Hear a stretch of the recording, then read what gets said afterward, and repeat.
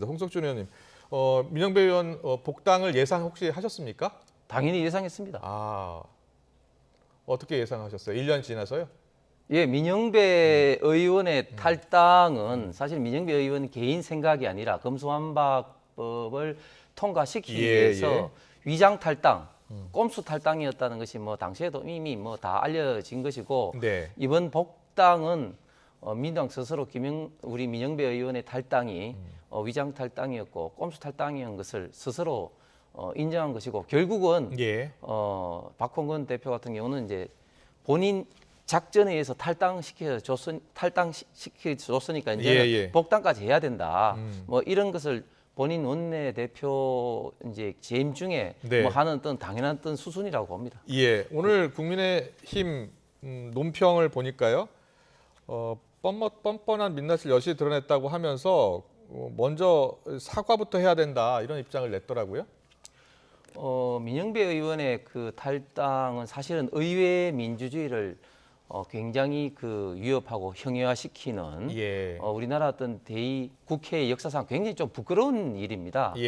저는 그때 당시에 왜 이렇게 검수완박법을 통과시키기 위해서 민주당이 이렇게 무리를 하나 이렇게 생각을 했었는데 지금 와서 보니까 지금 이재명 대표의 수사라든지 또 지금 송영길 대표의 또 돈봉투 사건이라든지 지금 무수히 많은 사업적 어떤 리스크를 좀 덮기 위해서 그랬구나 이런 좀 생각을 가지게 되는데 조금 전에 앵커께서도 말씀하신 것처럼 이 그 안이 굉장히 중요한 것은 결국은 국회 선진화법에 의해서 여야가 물리적 충돌을 방지하고 최대한 좀 토론에 의해서 합의점을 찾기 위해서 제도가 만들어진 안건 조정위의 제도라는 게 있는데 이 안건 조정위는 결국은 일당이 이제 3석 그다음에 다른 당이 3석 3대 3으로 해서 최대 90일까지 토의하도록 했는데 민영배 의원을 거기 넣었다는 것은 사실은 누가 보더라도 민영배 의원은 민주당 의원으로서 단지 17분 만에 그걸 통과시키기 위한 하나의 어떤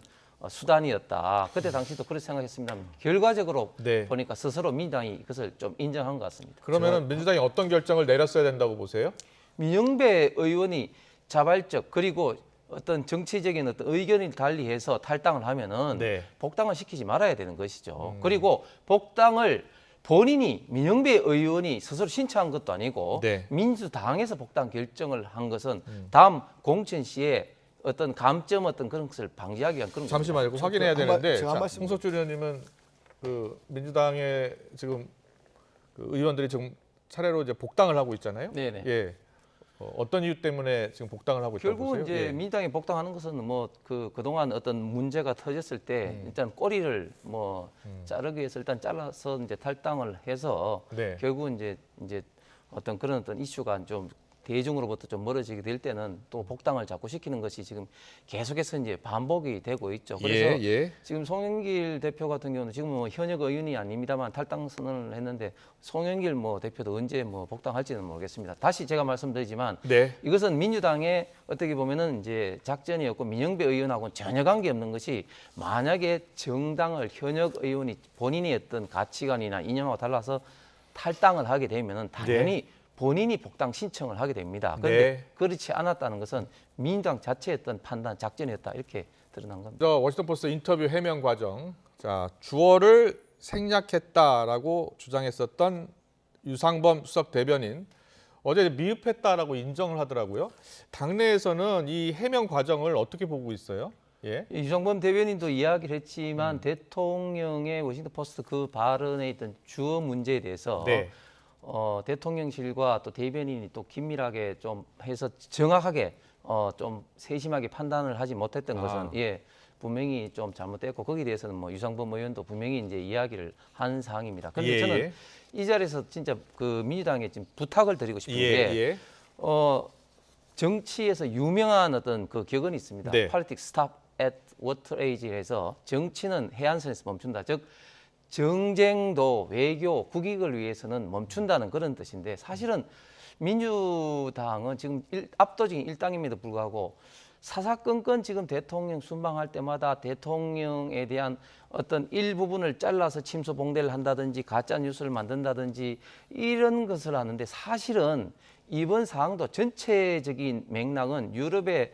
국가들이 100년 안에 많이 다툴지라도 결국은 지금 협력한다. 예. 그런 어떤 측면에서 이야기하는데 곧 일부분을 딱 싹둑 잘라서 이게 그러면 결국 어느 나라 대통령이냐 이런 식으로 저는 하는 것은 너무 일부분을 좀 침소 봉대하는 어떤 그런 어떤 식의 논평 비판은 좀 부적절하다고 생각합니다. 저는 예. 박승준 의원의 말씀은 상당히 대통령실에서 네. 심각하게 그리고 세밀하게 살펴서 좀 시스템상 문제가 있다면은 그게 조직적이나 인적 문제에 대해서는 반드시 이제 개선해야 된다고 봅니다. 그런데 예, 저는 예. 좀 부탁드리시고 뭐냐면은 예. 그런 상황이 아니라 양이은영 의원처럼 네, 예. 아니, 넷플릭스가 투자를 했는데 대통령이 투자를 했다는 등 그런 너무 부정적인 시각을 보려 보니까 전혀 팩트에 어긋나는 그런 어떤 가짜 뉴스를 특히 예. 외교 안보 이런 면에서 하는 것이 너무 좀 안타깝고 자, 양이원영 의원 생각합니다. 페이스북에 올린 글 잠깐 보면요. 윤석열 대통령이 넷플릭스에 3조 3천억 원 가량을 투자하기로 했다는 뉴스가 나온다.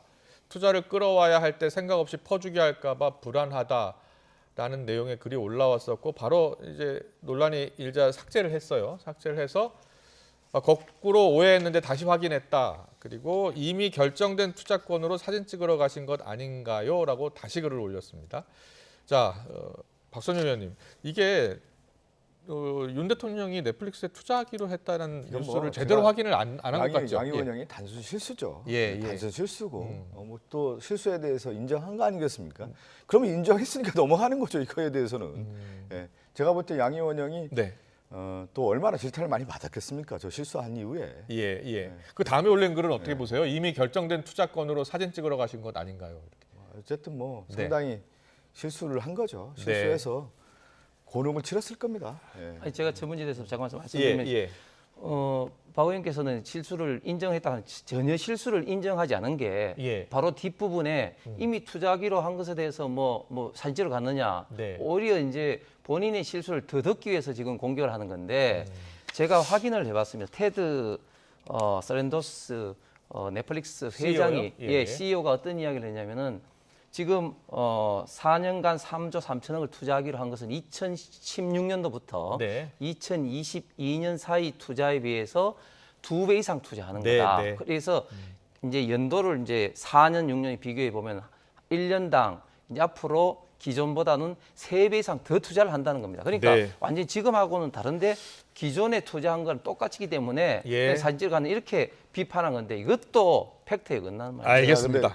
짧게 말씀. 예. 아니 한 분만 양이원영 의원 한 분만 이런 식으로 가짜 뉴스를 한다면은 제가 이야기를 안 하는데 네. 예를 들면 장경태 의원 같은 경우도 화동에 뽀뽀라는 거 이게 뭐 성추행이다 뭐 이런 식으로 이야기를 하는데 예. 그게 전혀 아니거든요. 그렇기 때문에 제가 다시 말하지만 너무 외교에서 너무 상대방 특히 대통령이나 김건희 여사를 악마화하려는 그런 어떤 민주당 시도가 있다, 의도가 있다 그런 어떤 우려의 말씀드립니다. 친구가 친구를 감시하지 않는다. 그리고 미국 도청에 항의 한마디 하지 않고 정상회담을 하기도 전에 사면을 준 꼴이다라는 민주당의 비판이 나왔거든요. 여기에 대해서는 어떤 생각이세요? 저는 민주당 대변인 이야기보다 방금 박 의원 말씀이 참 정확하다 보시는데 예. 사실은 친구가 친구를 감시하지 않는다는 그 말 속에는 네. 상당히 우회적이면서도 점잖게 미국 정부의 도청에 대해서 대통령이 비판을 하는 겁니다. 예. 그래서 그럼 이제 앞으로 한미 동맹이 이제 여기에 흔들리지 않고 앞으로 다른다 그런 어떤 원론적인 입장을 이야기를 한 것이죠. 앵커 질문이라고 하지 앵커 않았나요? 질문이요? 예. MBC 앵커가 질문. 그러니까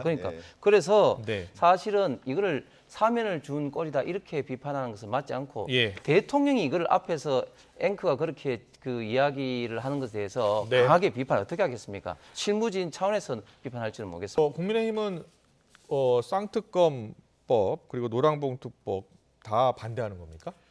저희들은 지금 쌍특검 중에서 네. 50억 클럽 예. 이에 대해서는 적극적으로 지금 협의를 하고 있고 예. 법안 소위하고 있습니다. 예, 그런데 지금 문제는 50억 클럽법의 문제가 지금 이제 그 크게 보면은 지금 특검을 누가 지금 추천하느냐. 지금 현재 아는 정의당과 정의당, 기본소득당에서 정의당이 추천하기로 추천하는 했습니다. 겁니다. 예. 그다음에 이제 내용에서도 보면 너무 이게 광범하기 때문에 대장동 등등 뭐 여러 가지 크게 메인은 이제 세 가지 있고 그다음에 플러스 예. 네 번째로 인지 특검 인지하는 거 그다음에 네. 관련 수사 이렇게까지 다 포괄적으로 되어 있습니다. 그래 되면 뭐냐면 50억 클럽 건이 아니라 지금 수사하고 있는 대장동 이재명 대표 건도 전부 다 특검으로 갈 우려가 굉장히 많습니다. 그렇기 때문에 그 쌍특검 중에서 지금 현재 50클럽 검은 좀 내용이 좀 문제인 거고 김건희 여사에 대한 것은 이거는 이미 문재인 대통령 때 탈탈 털었는데 이것을 하는 것은 저희들은